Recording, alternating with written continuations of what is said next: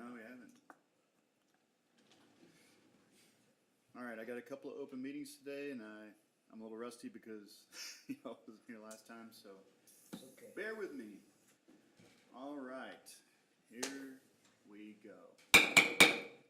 I'll now call to order this meeting of the City of Whitehouse Council for today, July the 28th of 2026.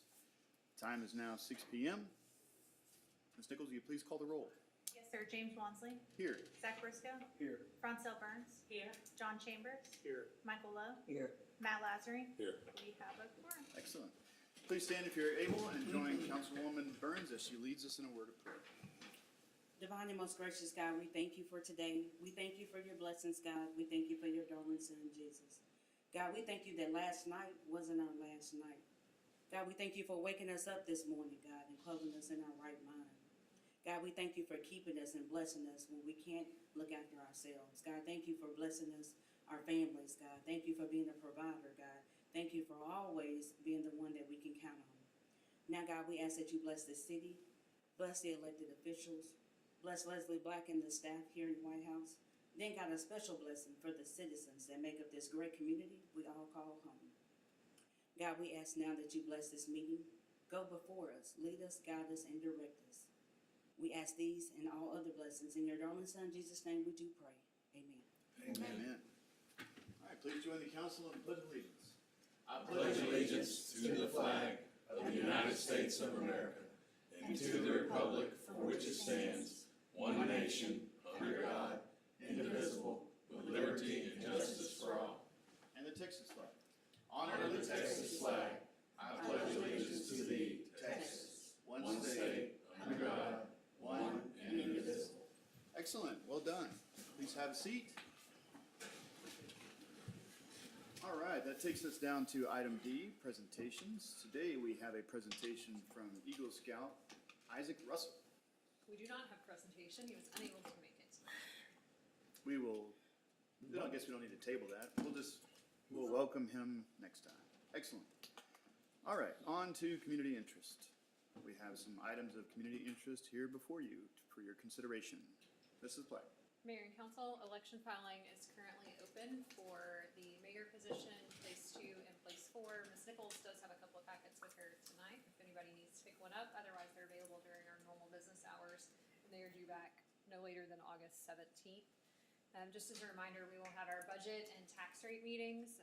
We will have a budget workshop on the morning of Friday, August 7th at City Center. And then our regular August meeting will be moved. We will have a budget public hearing on August 10th at 6 p.m., which is a Monday, and August 24th, which is also a Monday, will be our tax rate public hearing and budget adoption as it stands right now. Whitehouse ISD will have their first day of school on Wednesday, August 12th. And some good news on the climate vision weather radar. We are anticipating some measurable progress in the month of August on that, and more information to come soon. Chief Johnson was just telling me that we're working to schedule a time for the media to come out and look at the radar and ask questions before it officially gets mounted on the tower. We'll make sure you all have that date and time so that you can be there as well if you would like. So that's exciting. That's a long time coming. That's You great. ain't kidding. All right, anything else on the subject of community interest from council? All right, that takes us down to the consent agenda. So you have a couple of items on the consent agenda before you today. Any council member may request the removal of any item from the consent agenda, in which case the item shall be discussed and voted on separately. These include approval of the minutes of the city council meeting on June the 23rd of 2026 and our quarterly investment report. So if no one on council would like either of those moved into the regular agenda, I'll entertain a motion to approve the consent agenda as presented. Motion to approve as presented. Second. All right, I have a motion and a second. Any further discussion? Hearing none, all those in favor say aye. Aye. Any opposed, say no. With that, the motion carries. All right, the consent agenda is approved. All right, on to item G, other action items, ordinances, resolutions, and public hearings. Number 1 is public hearing, discussion, consideration, and action on ordinance 26-0728-01. High-risk commercial use, amending the City of Whitehouse combined zoning ordinance by establishing regulations governing high-risk commercial users including vape shops, credit access, which is payday auto loan businesses, skilled gaming businesses, and dispensaries. We're gonna start off, do we wanna go ahead and go directly into public hearing, or start off with comments? Let's start with comments on this one. All right, let's hear your comments, Mr. Hooter. Good evening, Mayor and Council. The City of Whitehouse has experienced increased interest in certain commercial uses that may create heightened secondary impacts, including vape shops, credit access businesses, skilled gaming businesses, and similar high-risk commercial uses. The proposed ordinance establishes zoning, spacing, operational signage, and specific use permit requirements to manage the location and operation of these uses while protecting public health, safety, and welfare. Following prior review, the Planning and Zoning Commission requested that dispensary-related language be included in this ordinance. This ordinance was previously approved by City Council. However, following that meeting, one mailed notice regarding legal nonconforming status was returned due to an incorrect address. Staff has since verified the affected business information and ensured correct notices were mailed to the to the proper addresses for this consideration. Staff recommends that moving forward with the ordinance to regulate future high-risk commercial uses while preserving existing lawful businesses as legal non-conforming uses. This was reviewed and recommended for approval by the Planning and Zoning Commission. One affected property owner attended the meeting and had no comment on this item. All right. Any questions for Mr. Hooter? Okay. Well, I will go ahead and suspend thank you, Mr. Hooter. I'll go ahead and suspend the regular council meeting and enter into the public hearing at the time of 6:06. We are now in the public hearing. Would anybody like to speak on this subject? Anyone attending? Anyone on council? All right. Hearing that no one would like to speak, I will go ahead and bring the public meeting to a close at 6:07. Public meeting is closed. We're now back to regular meeting, and we have this item for discussion before you, council.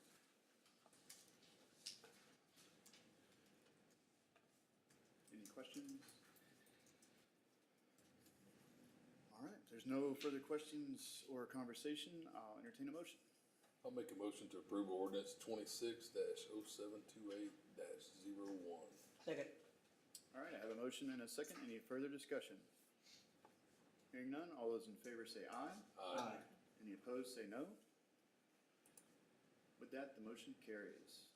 So on to item G2, with a public hearing, discussion, consideration, and action on specific use permit number 26-0728-610, Highway 110, Abdullah Motors LLC. Mr. Jake Hooter once again. The applicant is requesting approval of a specific use permit to allow an automobile sales use on the property zoned as commercial high. The subject property has historically operated as a car lot, and the proposed request does not include any site modifications, building changes, expansion of use, or any changes in the existing access, parking, or circulation. The request is primarily associated with the change in ownership and business name, with the property continuing to be used as an automobile sales. Because automobile sales requires specific use permit approval in the commercial high zoning district, the SUP provides the city the opportunity to formally review the continued use of the property and ensure that it remains compatible with the surrounding area. Staff finds the proposed use as consistent with the previous operation of the site and recommends approval of the specific use permit as presented. This was also reviewed and recommended for approval by the Planning and Zoning Commission. Okay. Any questions for Mr. Hooter on this one? And the business owner is also here for any questions. Oh, excellent. All right, hearing no questions, thank you, Mr. Hooter. I will go ahead and suspend the council meeting and enter into a public hearing. The time is 6:09. We are now in a public hearing. Would anyone like to speak on this item?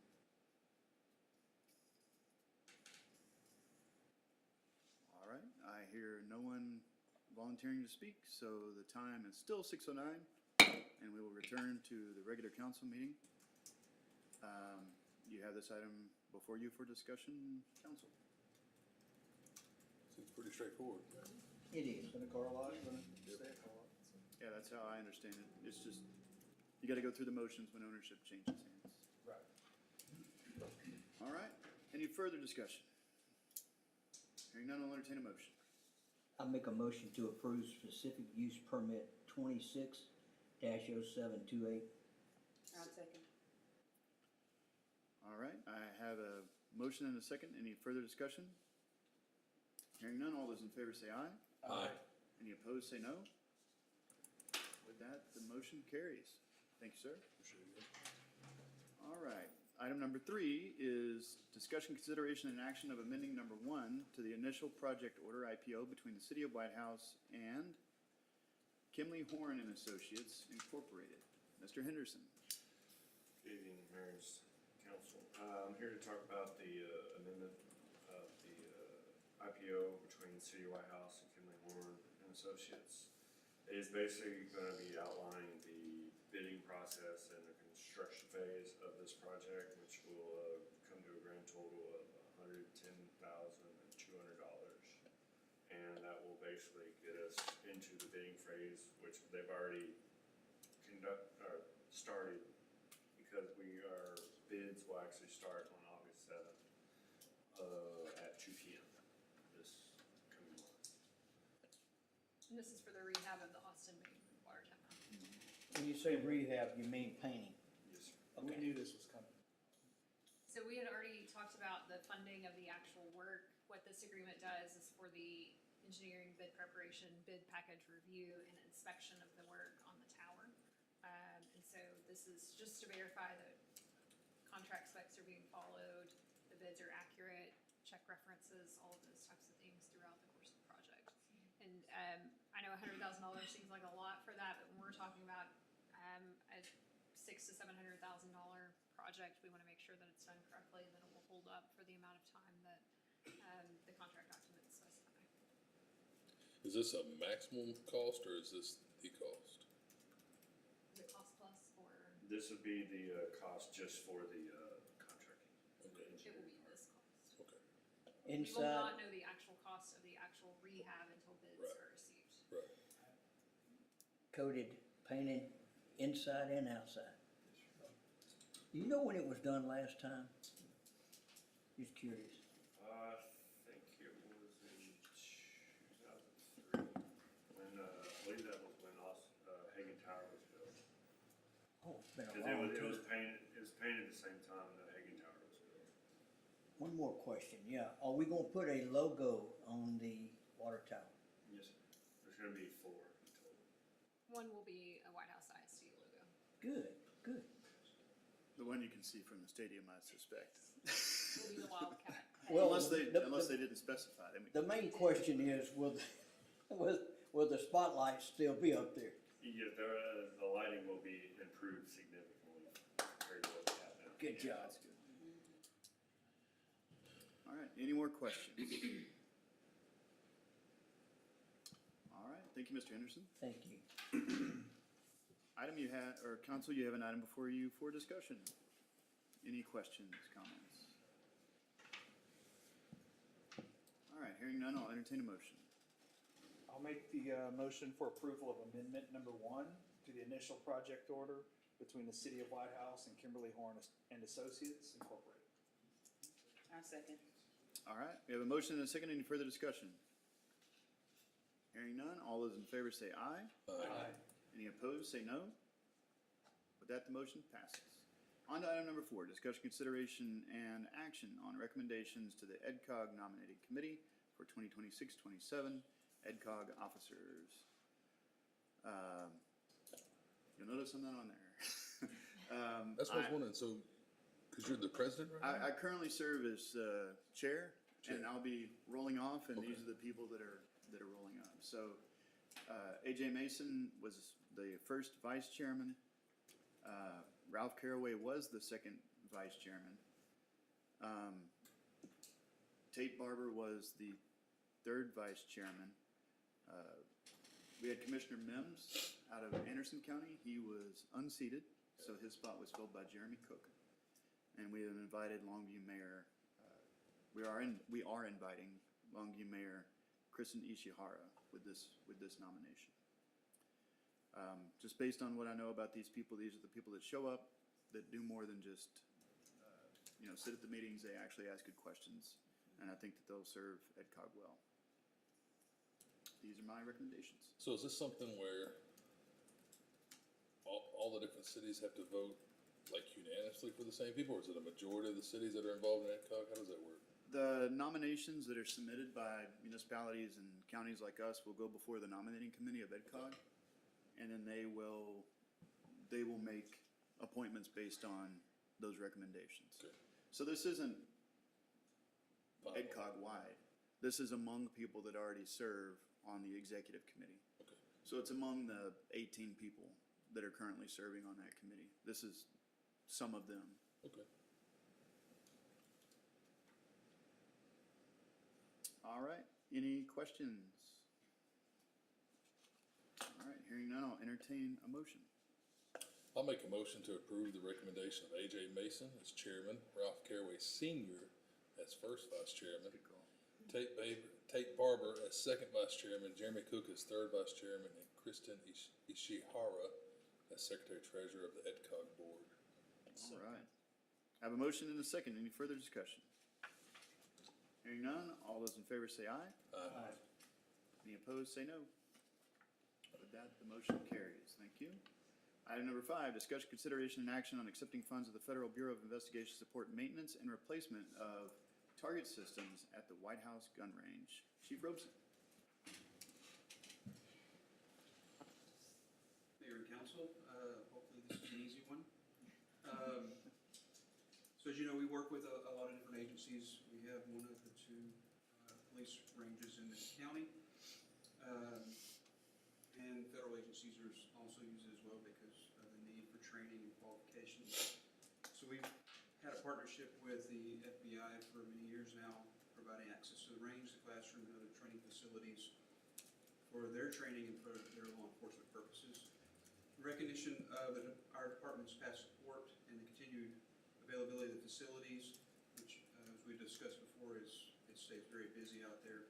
The FBI has made a $1,000 payment to the city of Whitehouse. The payment is not a donation or a gift, but rather a compensation to offset costs associated with the FBI's authorized use of city-owned training facilities and supplies. The funds are going to be deposited into the appropriate city account and can be used to support maintenance, operation, improvement needs of our training facilities or other see fit by the department. Because of the nature of this fixed branch of council. Will that cover the target system, getting it? No. Is this something you reached out to them or they reached out to you? They reached out to us because they have fundings and Right. it's part of their budget, and so they were giving it to us as part of their budget process. Good deal. Yes, we don't have a contract with them. They were just saying, what made them want to target the target system specifically with the funds? I think it can be used for anything. That's just some of the things we talked about. There's maintenance out there as far as, there's 2 systems of targeting. So the first thing that came to mind is we have a moving target that, because of the weather, it breaks down pretty quickly. Mhm. Okay. But the targets themselves, there's supplies needed. Yeah, wood, backer boards. Backer boards, takes 2x2 boards, cardboard, Gotcha. other things like that. That's expenses. Is there always a possibility that Secret Service and other entities may kick in some money too? You never know, do you? It's possible. Yeah. Yeah, that sounds great. It's $1,000. Yeah, appreciate it. I don't see how we can lose. All right, thank you, Chief. All right, you have an item before you, council. Any questions or discussion? Hearing none, I'll entertain a motion. I'll make a motion to accept funds from the Federal Bureau of Investigation to support maintenance and replacement of the target systems at the Whitehouse gun range. Second. All right, I have a motion and a second. Any further discussion? Hearing none, all those in favor say aye. Aye. Any opposed, say no. With that, the motion carries. All right, down to item number 6, discuss consideration and provide direction on fiscal year 26-27 budget. Mrs. Black. Mayor and council, in your packet, we included a lot of information, including a proposed budget, as is required by state law. But I want to shift our conversation a little bit tonight, off of some of the information that was provided in your packet, because Monday morning we received our certified rolls. And they will change those assumptions and that projected budget pretty significantly. So I don't want to spend a lot of time on what's in the proposed budget, because over the next probably 7 to 10 days, staff is going to work really hard to get those numbers updated, refined, and bring some different proposals to you. So I want to talk a little bit about what those changes are and how we're going to proceed from here. So tonight, I want to review our 2026 appraisal roll that we received from SCAD on Monday, discuss the impact of those certified rolls, review a few of our base budget assumptions, and then we'll talk about our next steps from here. So this is kind of where we are in the timeline. Our departments had developed their requests, and we put those in the proposed base budget. What's in that proposed base budget is what we need to maintain service levels as they are today, and any previously approved project requests. So for example, Shaham Park, some of those previously approved projects are in there that do kind of move our community forward, but for the departmental operations, that is just to maintain service levels as we do today. And then we received our certified rolls, and then from here, the tax assessor collector is currently working to calculate our tax rate options. I expect that we will have those by the end of this week. Between tomorrow and your August 7th budget workshop, we will be working on revisions to that to present to you some options to balance that budget. Your August 7th council budget workshop, as I mentioned earlier. On August 10th, we will have a budget public hearing, and then August 24th, we are scheduled to have our budget and tax rate adoption.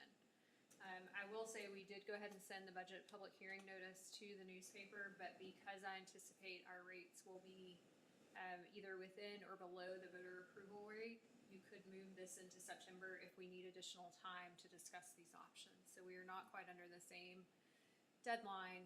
We always plan to adopt our budget by the end of August, so that if we, for some reason, were to exceed the voter approval rate, we would have plenty of time to get that adopted. But because the valuations came in lower, and I do not anticipate that we will exceed that rate, we could hold some meetings in September if you need some additional time. So that does buy us a little bit of breathing room, but we'll try and stick to the schedule as much as we can as we go forward.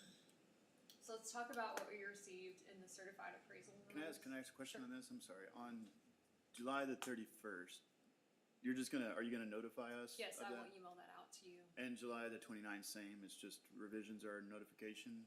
So from July 29th through August 7th, we'll be working on that. Staff will have Oh, I options see. to you ahead of that August 7th meeting as much time as we can, but it's gonna take us a little bit to go through and make some cuts. So you'll start revisions on the, Tomorrow, the 29th, yeah.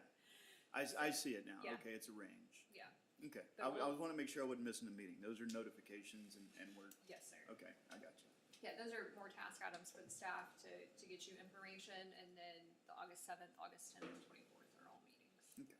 So let's come back to those September dates as we go through this. Yes, sir. So this is the first part of the certified appraisal roll, and there are a couple of things that I want to point out. I want to jump to the end. So our net taxable value, which we'll talk about as we go through this process, we've seen a reduction of $8 million, which in almost 2 decades of municipal government, I don't know that I've seen a reduction in net taxable value, particularly for a city our size. So. Did you say $8 million? $8 million in net taxable value. And we'll talk about how those numbers come to be and what that's made up of. And that, I'm gonna go into a little bit more detail on the certified appraisal rules and how that's calculated than I normally do, because we did see a reduction this year, and it is strange and something that I want to make sure that we all kind of understand as best we can.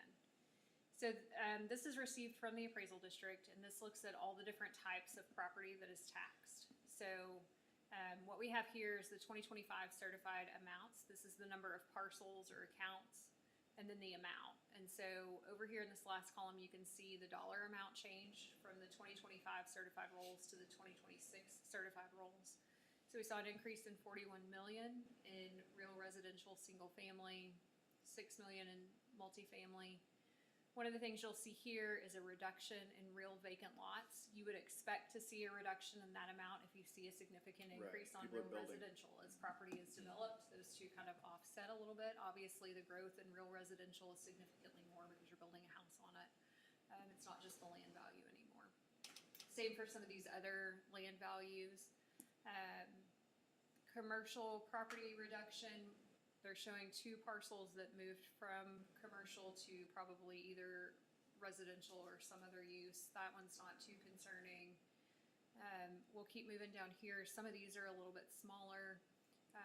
Utilities, tangible, personal, that's gonna be your Encore, typically facilities or natural gas facilities. The most concerning number is here, this tangible, personal, business, commercial, with a reduction of 29 million. So we went from 47 million in value to 17 million over the course of 1 year. I will say from 2024 to 2025, it went from about 20 million to 47 million. So we had a significant jump last year, and it's back down this year. But this 17 million is lower than it was even in 2023. So this is concerning. I had asked the appraisal district, we saw a small dip in the preliminary numbers that we received in April, and I had asked some clarifying questions. Didn't really get a great answer, so we reached back out to the appraisal district again to see if we can get further clarification on the reason for this. Apparently, tangible business, personal property, that number shifts a lot based on what businesses have going on, when their reporting requirements are, and when the information is entered into the appraisal district system. So again, we've asked for more information from the appraisal district. This is a significant change that really impacts our net taxable value as we begin to calculate property tax rates. So what would be a scenario, like, describe a scenario where the count would change in that? I mean, I understand maybe the value would change. Oh, okay. Okay. Doesn't even seem possible. If an entire business burned down, like, is that burned to the ground, And there's it would nothing? have to be a $40 million. Yeah, cause that's value. nine, it's a number, a count of 9 that is in value of 30,000, or 30 million, let's say. So 3.5 million per is gone for all 9 of those. I cannot begin to try and explain what accounts for that number. And what all is taken into that number? Is it their belongings, or is it just the Yes. building and the land? No, It's it is belongings. It is like equipment within a facility. Okay, so would it be the $125,000 deduction on? We'll get to that. Okay, That is not okay. in this number. Oh, that's So, not in that number? That is not in this Good number. grief. No, sir. There's more? There's more. Ugh. All right, so the other numbers are kind of right on track with where I would expect them to be. So what you can see here is even with a $41 million increase in real residential value, because we have a $29 million decrease in business personal property, that net is about $15 million. And a lot of that, we did have, I think they were estimating about 16 million in new construction. So that 15 million at the bottom is still less than what even our new construction added to the rolls is for 2026. Then we take a look at exemptions, and I'm sorry this is so small, but it's a lot of information. So this takes a look at all of the exemptions that are allowed and how those play into our calculations as well. You would expect as values go up, exemptions also go up. However, the exemptions this year far outpace the growth that we see on the value side. Particularly, the homestead cap adjustment reduction, this is actually not altogether surprising. So the homestead cap adjustment, on a homestead residence, your property value can only go up by 10% each year. It's capped. So the cap adjustment going down means that more properties have reached that, and so the adjustment is less. That one is not too surprising. Are you saying they reached that 10% cap? That cap is no longer applicable. So they didn't have 10% growth, so that Oh. cap isn't there, or. Okay. So they didn't reach the cap? Right. in their evaluations. Or they protested or did an informal Right. review and are now below the cap. Gotcha. So that's why that number, So that's the number of dollars below the cap. yes. So that's why you see a reduction there, because property values did not grow as much beyond that 10% cap. Okay. This is state legislature stuff too. Yes, it is all state legislatures. The other number I want to point out to you is these House Bill 9 exemptions, which total $10 million. This is a new property exemption for business personal property, where the state legislature increased the exemption from $2,500 to $125,000. It is an automatic exemption. So we had 328 account holders in the city of Whitehouse, totaling a $10 million exemption that we did not have in the prior year. So between those two things, we have we have 40 million in lost taxable value. So that reads to me like that $2,500 deduction was there last year, but nobody capitalized on that because we're moving from a 0 to a 328? The 2,500 existed last year, so I'm not sure why that wasn't reflected, Okay. other than it's just a new exemption this year. Okay, so they're treating that as, this exemption didn't exist last year, it's a 0. It may have fallen under this 70,000 mayor, Oh, because okay. that's no longer showing there. I see, So I I see. don't know that for sure, I'd have to So go it back went and from look. 70,000 to 10.5 million? Yeah, Okay. best guess, and I haven't looked at House Bill 366 because it really wasn't significant, but, so those things, really impact our net taxable value as we go forward. Is the exemption a positive and not a negative? This is just the change from 2025 to 2026. Okay, alright. So the 2026 value went up, not necessarily, I understand. okay. It looks like the Freeport exemptions changed quite a bit for that one person that takes It advantage of did. it. I don't know what that is. So those are goods in transit, so it could have to do with any number of things. So Okay. like distribution centers, if they're. Yeah, we got a they're couple of those here. Yeah, significantly lower for whatever reason, they didn't file for the exemption. Okay. Okay, so what you see here is that we still show an increase in adjusted taxable value. This does not account for tax freezes for senior citizens. That is another $165 or $67 million that reduces our net taxable value, and then we have $2.1 million that are still in protest that was not in protest last year. So according to this, there was a, oh man, Oh, sorry. sorry, I lost it. Adjusted taxable value. So you So, have your adjusted taxable value, right, then you have to calculate your net taxable value, which removes your frozen tax values, which last year was $147,998,000. This year it's $164 million, so it's gone up 14 million, 15 million. And so our net taxable value went from 748 million to 740 million this year.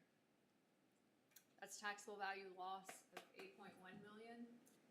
And based on our current M&O rate, that is a general fund impact of around $328,000. Can you go back? Yes. Which, this one? So, the bottom right number, the change, so this is a more technical question in how that chart was generated. If somebody dragged the subtotal across and that number should be a negative, and so it's calculating off the column, then you need to put a 0 on the left to get that to report out at negative. I don't know if that subtotal was generated left to right or I'd have to look. up and down, because that's a Yeah, $10 million swing. yep. We'll get that fixed. Okay. So, all that said, So staff plans to, over the next week, go back through our proposed budget and really refine our numbers. Make some recommendations on items that we can cut to present you a balanced budget. I mentioned we are still waiting on property tax rates, so we will provide kind of a list of our recommended cuts and changes and give you the options for those property tax rates. What this means is that our no new revenue rate will be significantly higher than our current property tax rate, because as values go down, your tax rates have to go up to generate the same amount of revenue. It's like a seesaw effect. So once we receive that information, I will send that over to you. And again, staff will be working on it. I'm not asking you all to come up with cuts tonight. I'd rather staff really take a hard look at what we have and where we would recommend those cuts to come from. But I wish I had more explanation for the change in that value. I don't have it yet. Like I said, we just got this yesterday morning, and I know the appraisal district is under a lot of deadlines on truth and taxation information that they're trying to get out. But we'll keep refining and working on this as we get more numbers. And just, Is there any chance on the account that changed 29 million that there's some kind of error in there, or that they're not accounting for something? My greater fear is because it changed so much from 24 to 25, from 20 million to 40, and now it's back down an to adjustment. 17, that it is an adjustment Right. or a result of litigation or some other protest. But we'll do what we can to find out for sure. and the baseline budget you spoke about earlier, operating at the same levels, that didn't include any type of cost of living increase. It did. So one of That's the what, things. because I thought it was a 3%, so that's why I didn't hear you say. One of the things I try to do every year when we start a budget is make sure that we are taking care of the limited staff that we have. You all know that we operate very, very lean. And so what is in there right now is a 3%. That is something we will be looking at and refining as we go forward, and maybe an option that we bring back to you all for a reduction. I will tell you our For a costs. reduction of that, No. Okay. that ain't happening. No, not. What? I have a question on, can you go back one slide? So if that $29 million is found, how does that change that bottom number there? Does that become positive, or does it take more than that? I'd have to look at it, Mayor. I haven't run it. If the full 39 million that we were looking at equates to roughly $300,000. Okay, But short version, to keep staffing current levels, keep equipment current levels, and give a 3%, we would be $328,000 in the hole. Yes, sir. Is this, Ms. Black, is this significant as far as long as you've been in office? And Absolutely. I mean, it's So very, I will tell you, I never want to bring a budget to you that we have to cut. Like that, I feel strongly that our job is to bring you a budget and we figure out how to add Our value. our town is thriving, It is, and so it's really, but they did make significant, I know for seniors for sure, we got a lot of homestead Yeah, exemption. you went from 100,000 to 200,000, That's that's a right. big jump.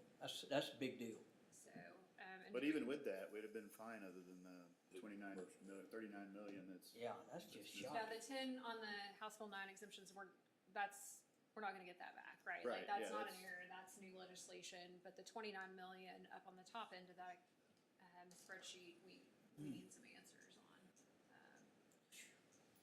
So, like I said, and to your point, we talked about growth, right? Like, we have had new construction, approximately 16 million, but those increasing tax ceilings and exemptions far outweigh what we're seeing on the growth side. And so,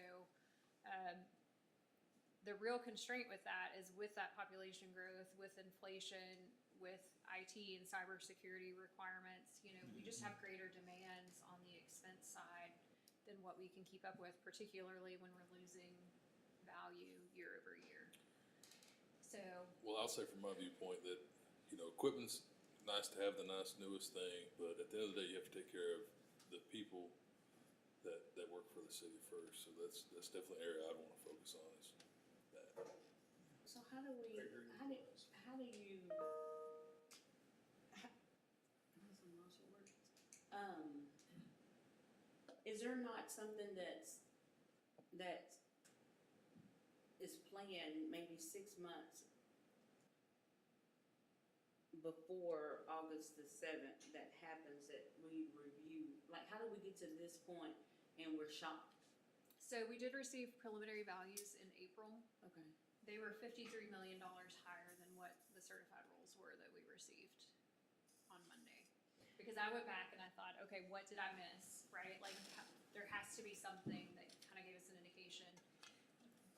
Business personal property on the commercial side was down slightly. It was down in the $30 million range, I want to say, and so I reached out to the appraisal district, and it was, well, this moves all over. By the time we got to October last year, it was at 38 million, so I think, we'll look into it a little bit and never really got a clear answer. And so again, that's something we've asked for clarification on. But I did not see anything in the preliminary values that indicated that we would see an overall value loss of $8 million. House Bill 9 exemptions were not in that calculation for preliminary values at the time. That was not reflected on that sheet. So there were several things that we were surprised by. And I kind of pride myself on calculating our taxes, both in April and as we head into June, and really did not anticipate that we would have an overall value loss. Have we heard of any other cities in the area? That's that what are I was gonna ask. Yes. Ever seeing any surprises? Yeah, it's got to be, yeah. When you send that to us, when you get the tax rolls, can you also put in there calculations of the average house if we raise the tax rate to maybe one or two numbers, maybe halfway or all the way up to the rate, what that would be per month for an average Like Whitehouse? $20 a year, or $10. So I've run some preliminary calculations, and again, I'm still waiting on some hard numbers from Okay. the tax assessor collector. But yes, I have that. I have a spot included on my spreadsheet to show you that. What that would look like. It's definitely not the positive news I was hoping for, so. No, Based on my calculation, depending on, again, it's not final. If you were to go to the no new revenue rate, the average homestead value is $272,322 for that property owner at the no new revenue rate. It would mean $166.24 additional for the year. For the year. yeah, $10 a month. about 10, 12 bucks a month. I'm anxious to hear what the response is on the questions that we're Yeah. asking, because those are big swings. They are. Yes, And that's why I was saying, maybe if it's appropriate if we have time and we need answers to some questions that aren't answered, and where we are with our property, with our tax rate calculation, maybe we do need to wait until September if that gives us more time to figure out this mystery. Well, I know when I got my property taxes back this year, they went down so much. My thought was, how's it going down that much and we're still gonna be able to do everything? So made me wonder. Well, and I think Stephanie and I were having this conversation today, as the economy gets tighter, people pay closer attention and are more likely to protest or request a review. I know I did this year on mine. So we're seeing some of that, and that's normal. We can anticipate that and had anticipated a lot of that, but we did not anticipate a $40 million swing on business No way. commercial property. No, and I support people protesting for outrageous increases. I agree. I've protested mine before. Yeah, my eighth of an acre went from 20,000 to 60,000. But I just paid it, Cause I love my community, mine's frozen, and I missed the deadline. frozen.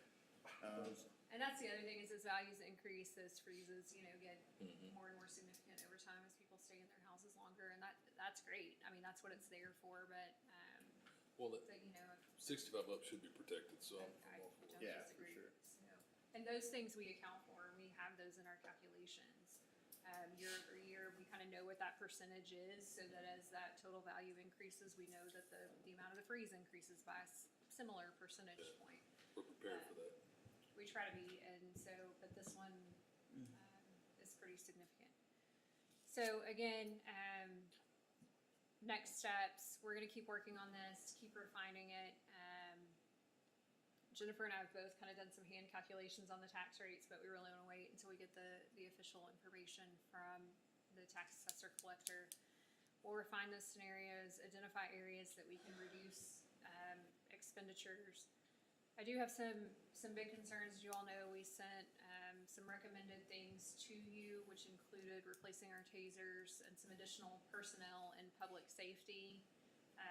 We'll have to see if how we can balance those with some expenditure reductions as we go forward. And hopefully we'll have some really good options and recommendations for you at the August 7th budget workshop. Well, I much prefer the budget years that I get to come and say, here are all the things we can do. You council Right. tell us what we can add. Like our last few. Yes, yes. everyone that I mean, even in the lean years, they did a great job of saying, I know if we hit this number, we'll be great, and we can add this stuff. So there's no reason why this year wouldn't have been one of those, but for things that are taken off of our rolls by things that are happening in the state legislation. Well, and I think we've done a lot of positive things, from salaries for fire and police, and it's put us in a great position to compete for, very good employees, but I don't wanna digress from that, so. So, everybody okay? I don't know if it needs to be taken as a action item, a recommendation here, Table. but going into Table. September with the dates, I think you that, think? Let's see what we have on August August 7th. 7th? Okay. And I think we can still make decisions then, right, Stephanie, on August the 10th. when do we have to publish the property tax rate public hearing? Do you remember? Yeah, it's usually pretty far in advance. Well, it wouldn't be before that because we have to propose the tax rate on the 10th, so. All dates will remain the same though. August 7th, 10th, 24th? As of right now. Okay. So we have till August 19th for the tax rate hearing, For the notice. for the notice in the paper, yeah. Okay. So we have some time. Let's talk on August 7th when we really have our tax rate information, Mayor. And we can decide that. We can always add an extra meeting in September. I want to hold to our 10th and 24th as much as we can right now. Okay. Because of the publication deadlines and what it will take for us to go refigure those would be pretty significant. Excellent. Well, Sorry for the bad news. oh, thanks for keeping your shots towards a moving target. So you've done all this work, now you gotta do it again. Yeah. So apologize for that That's all right. on behalf of somebody. Yeah, all right, so next steps, there they are. Anything else on this subject, Mrs. Black? No, sir. Any more questions or comments from council? All right, that takes us down to item number 7, consider future agenda items. Here's a look at the future. So, Mayor and Council, one of those IT things that we talked about in the budget is two-factor authentication is now required by CGIS. And so we've authorized Tyler IT to move forward with that, but we need to do a contract amendment because we had a CGIS audit and had to be in compliance before they got here. So, we'll have that contract amendment in front of you in the next meeting or two. We need to order the November 3rd general election, again, budget public hearings, and proposing tax rates. So have we ever looked at partnering with Smith County IT? Have we ever approached that, and was it more expensive, or? The contract with Tyler IT was put in place before I came on with the city of Whitehouse. We do have some long-term capital expenses in the fiber connection from Tyler to Whitehouse. So that would be a consideration in that. One of the things that we are working with Tyler IT on is really getting some refinement on what our costs are and what those allocations are, because I have some questions. I always have lots of questions. So we're gonna be working on that over the next few months. But to my knowledge, we did not, because of, I think Tyler was already partnering with City of Jacksonville, and the fiber connectivity to them was, Yeah, they gave us a really good deal to get going, because they wanted that to be a revenue center within the city. Okay. It's not limited by property tax constraints. Yeah. So, that's what we have, Mayor. All right, thank you, Mrs. Black. Any future agenda items from council? All right, that takes. I'll just say this, Okay. the library has made so many good changes, and it's looking so good. It's looking a lot better, so I appreciate everybody's help, I really do. I think I've adopted the library. Okay. Well, I hope my hesitancy on increasing their funding makes a little bit more Oh, I sense know. after this I discussion know. tonight, We're gonna do what we gotta do. so. If you buy the building, you put on a $6. Anything related to future agenda items? It's the section that we're in now. All right, that takes us down to item H, administrative reports. Gonna receive some reports from staff, check that internet connection.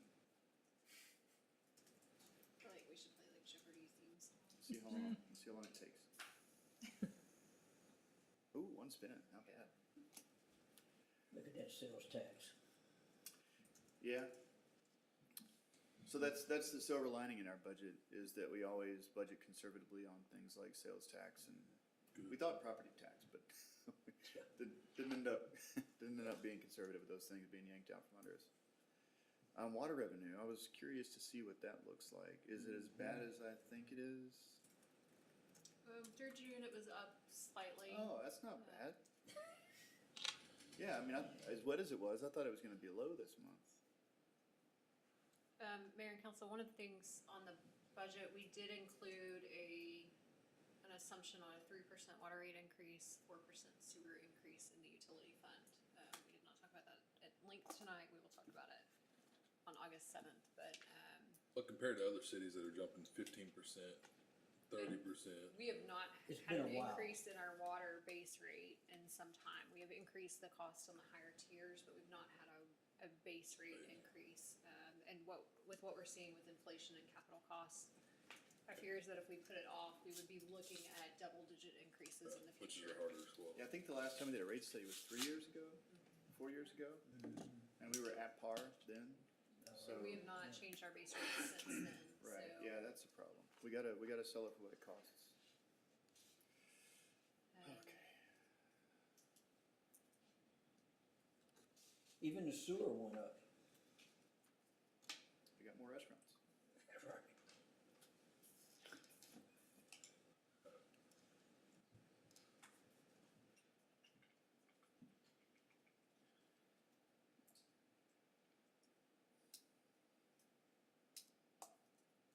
I am hopeful our new construction numbers in our next property tax year will be a little bit stronger than 16 million with what we're seeing happening out at Park Meadows and some of the other developments across town. Right. So that maybe we'll be able to offset any new exemptions or increases, maybe at least come closer, so. Yeah, we gotta fight for it, because we might make a lot of progress and wind up breaking even because of what's happening. Permits by type, what's that big one? I can't read the text. Oh, COs, good.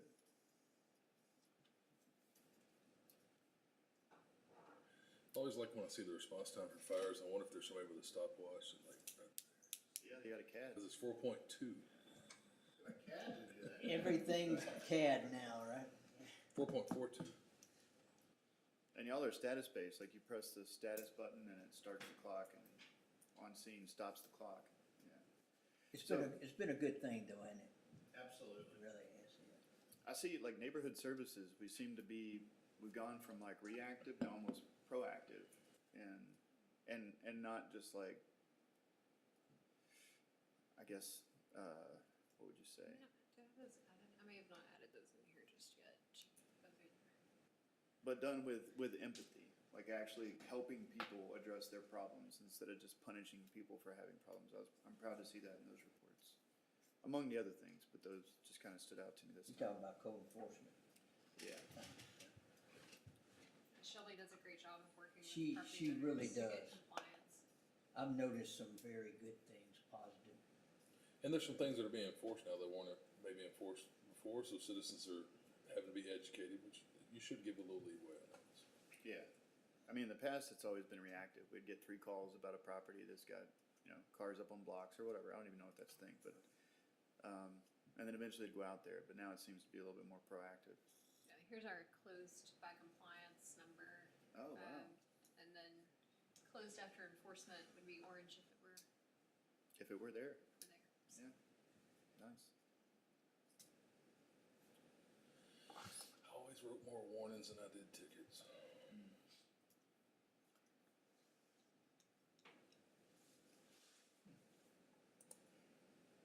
I wanna say this too about, street and drainage. The area by the railroad tracks is just amazing.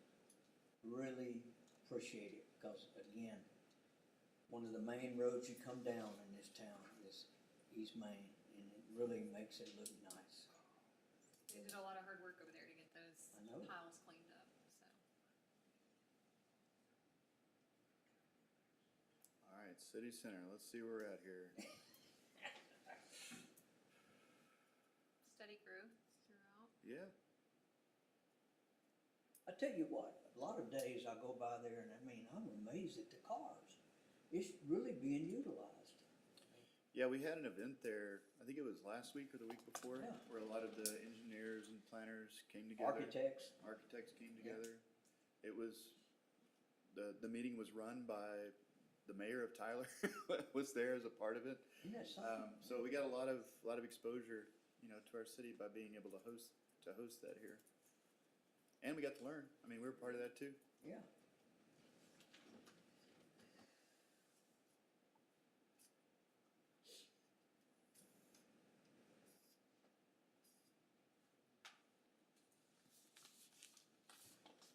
All right, that's the bottom of the reports. Any questions or comments from council? All right, also as a part of administrative reports, you had your income statement as a part of that. If there's any questions or comments on that, we'll entertain that now. All right, hearing none, that brings us down to item I, executive session, of which we have none, so we won't J, reconvene into regular session. That leads us to K, adjourn. I'll entertain a motion to adjourn. Motion to adjourn. Second. I have a motion and a second. Any further discussion? Hearing none. All those in favor of adjournment, say aye. Aye. Any opposed can stay here. The time is 6:56. We are adjourned.